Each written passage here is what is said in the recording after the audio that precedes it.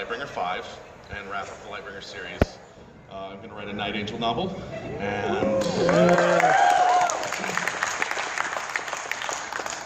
and I believe that this may, maybe, be the first scene.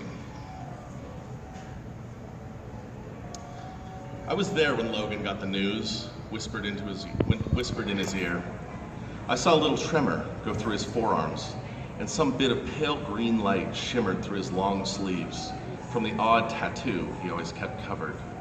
He stood from his chair at the state dinner. "Kyler, attend me," he said. We went out to a balcony overlooking High King Logengyr's new capital city, Elenea. My boyhood friend looked every bit the king now. The boy in him was fading away. I shouldn't have missed the naivete. A naive king can't help but be dangerous. But I did miss it. "Who?" I asked. He doesn't pretend, doesn't try small talk to warm up to ordering the kill. King Krios. I always thought king was a grandiose title for a man who rules over one city and a bit of forest. "You can do whatever you want, as long as no one has the will to stop you," Logan said sourly. I suppose that's where I come in.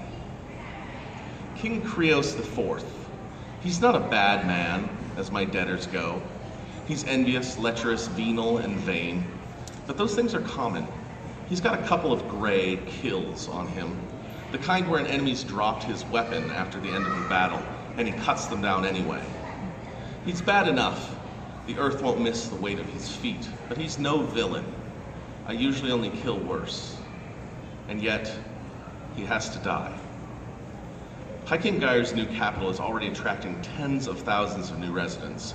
They need food and raw materials for their new businesses and new homes. That requires resources, and that requires good trade routes. King Krios' small city, Erebus, sits guarding the base of a narrow mountain pass with the best route south for iron and tools and luxury goods into Waithrin. Unfortunately, finding yourself in a position to reap vast wealth is as dangerous in world politics as it is in a dark alley. King Krios doesn't have an army. He's never needed one before now. He doesn't have to worry about Logan to his north. While Logan rebuilds from the war that made him High King, he'd be a fool to attack anyone lest he unite his neighbors against him while he's still weakened. Waithrin to the south is a different story. They might see not only a source of new wealth in seizing Erebus' pass and trade route, but also a nice security buffer against Logan for the future. Trapped between stronger neighbors, King Krios' only play is to buy time, establish a trade route with Logan, and use the wealth generated to build his defenses as quickly as possible. "I gave him a generous deal," Logan said. "I dealt straight with him, gave him my word, and offered him my friendship." Logan sent some messengers down to Waithrin to begin trade negotiations, but King Krios, he got paranoid. Caught between two giants, Krios thought it was best if they didn't have a chance to conspire together. So he murdered Logan's messengers. "I did him good, and he repaid me with evil," Logan said. "Mama Kay is already on her way to speak with Waithrin's queen. It doesn't give you long, but by the time they meet, I want Krios dead." I held his eye for a long moment. "By the night angels before me, I swear it shall be done. Maybe I can find Durzo before I go and do something about the ridiculous promise I made him that's going to make my life hell." Of course, I don't find Durzo, but even that isn't enough to dampen my spirits tonight. Centuries ago, the little city of Erebus set aside this forest as some kind of religious center. The religion died out, but the giant spruce trees remain, and peace lies thicker than the mist on the soft, ferny forest floor. Ancient statues of women are scattered throughout the old-growth forest, the shortest of them twice my height. All of them are weeping or supplicating some lost god or lost hope. Their paint worn away, stone eyes empty, skin and clothes now the green of moss, and speckled with lichen, wrapped in shawls of mist, lit by orange lanterns. To others, it must be a somber place on an evening like this. but the shadows are warm arms and gentle shushing in the cold night to me. A spooky forest? I'll take a spooky forest 100 times before crawling around on rooftops, slick with pigeon crap, or sloshing through some sewer to kill someone. This won't be an easy kill. It could be, the Kakari interrupts, as if I didn't know that. Enough from you, I tell him. While the magical artifact is touching my skin, it can hear my thoughts. Its infrequent interruptions are the price I pay for it to write down my story. I was about to say, this won't be an easy kill. It'll be just hard enough to be a proper challenge for a night angel of my abilities. Because back in the day, centuries ago, the local priest started a feud with the next town over. Stuff happened, and now Erebus's defenses will be a lot. Stuff happened? Palestern, you paid some bard to track down an ancient story just in the hope that there might be some tiny hint in the old tales that might help you with this job.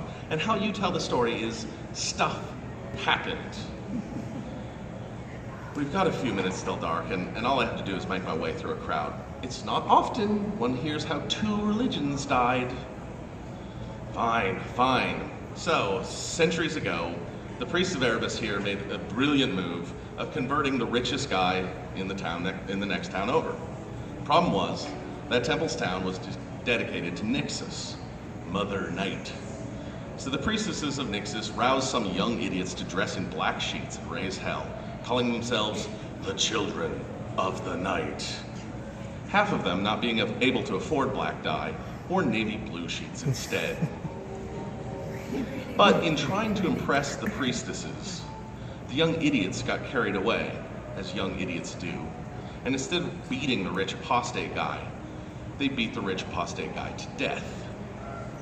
His idiot family got carried away, the way rich idiot families do, and led Erebus to war with Nyxus. They massacred not only the temple, but the entire town. A few priestesses escaped, but most of them lived out their days pretending to be from elsewhere and cursing their stupid faith and their stupid god. But not one priestess. One priestess was a true child of the night, and she knew where the temple's hidden treasury was. So she spent years finding an assassin willing to kill the high priest of Erebus on their holiest evening of the year. But she didn't want one assassination. She wanted this assassin's services every year. If someone tried to, or did, light the torch, they had to die that very night. After one assassination, the Temple of Erebus started taking serious precautions. After 2, the entire town did. After 5, they were fanatical. After 15, the religion itself had breathed its last. For who would worship a god who couldn't protect one priest on his holiest night of the year? Better? Very nice, thank you. Profoundly interesting is all that is. It has very little to do with tonight, except that the village remembers some of their old security precautions. So things will be a proper challenge for me. The giant spruce surrounds a vast paved circle. In the center is the stepped pyramid of Erebus, its peak towering just above the giant spruce trees. At its top is the big bronze basin of oil for the holy fire. Once lit, the fire will be visible from the city itself, all through the long winter. The guy lighting it, the king. There will be 2 chances for me to kill King Krios. My first plan violates one of Durzo's precepts for a hit. Never let your success depend on someone else doing what they're supposed to.